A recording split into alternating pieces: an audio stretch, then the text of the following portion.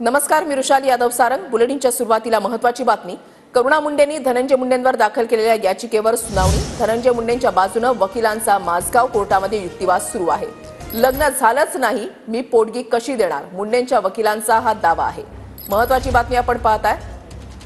धनंजय मुंडेंच्या बाजूने वकिलांचा युक्तिवाद सध्या सुरू झालेला आहे। करुणा मुंडे मुलांची आहे की नाही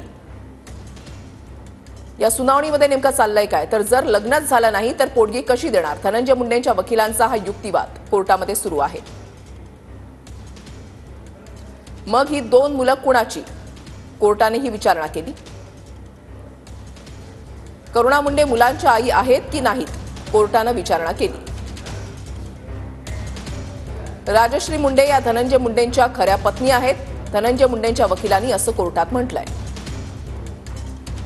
धनंजय मुंडे मुलांना स्वीकारत आहेत, पण मुलांच्या आईशी त्यांनी लग्न केलं नाही, धनंजय मुंडेंच्या वकिलांनी असं म्हटलंय। मुलं त्यांची आहेत असं म्हणता मग करुणा मुंडे आई कशा नाहीत, असं कोर्ट